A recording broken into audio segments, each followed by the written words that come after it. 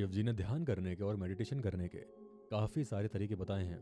उनमें से पहला तरीका क्या है उसको जानते हैं और समझते हैं। विज्ञान भैरव तंत्र उसकी पहली विधि क्या बताई गई है कि जब भी आप सांस लेते हो अंदर और सांस बाहर छोड़ते हो, यानी कि इनहेल और एक्सेल कर रहे हो, तो बीच में एक गैप बनता है। यानी कि सांस लेने और छोड़ते वक्त एक ऐसी स्थिति आती है जब आप ना सांस ले रहे हो और ना ही सांस छोड़ रहे हो। तो इस विधि में आपको उस पॉइंट पर, उस गैप पर, जहां पर ना सांस ली जा रही है और ना ही छोड़ी जा रही है, उस पर फोकस करना होता है।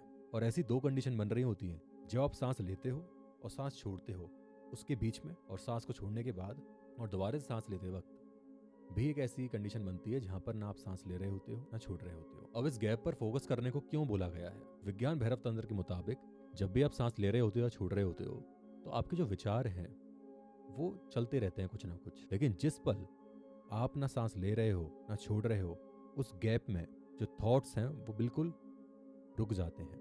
और वो जो गैप है वो नेचुरली होना चाहिए। ऐसा नहीं कि आप सांस को रोक के बैठ गए तो आपने ज़्यादा बड़ा गैप बना दिया और फिर आप कहो कि ना तो मैं सांस ले रहा हूँ ना छोड़ रहा हूँ और थॉट्स तो मेरे अब भी आ रहे हैं। तो जो नेचुरली गैप बन रहा है ना सांस लेने और छोड़ने के बीच में, उस वक्त थॉट्स नहीं आते। तो ऐसा करने से हो क्या रहा है, आप अपने जो विचार हैं, अपने थॉट्स हैं, उनको रोक नहीं रहे।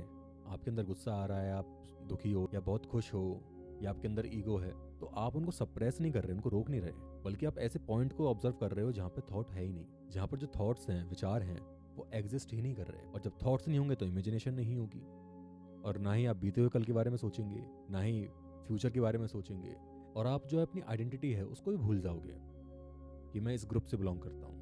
ना आपके अंदर कोई डर होगा, ना कोई इच्छा होगी, ना किसी तरह का ईगो होगा। और इसी कंडीशन को बोल रहे हैं हम शून्य।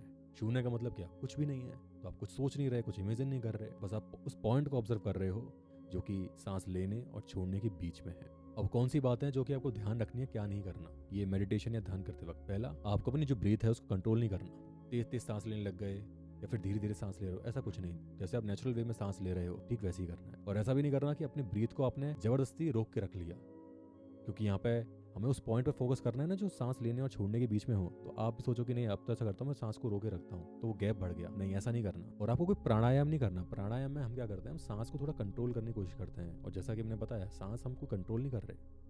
और ना ही आपको कोई मंत्र को जपना है, और ना ही आपको किसी तरह के गॉड हैं उनको विजुलाइज नहीं करना अपने मन में, और आपको किसी भी तरह की जो इच्छा है वो नहीं रखनी, और उस गैप को देखने की भी इच्छा नहीं रखनी।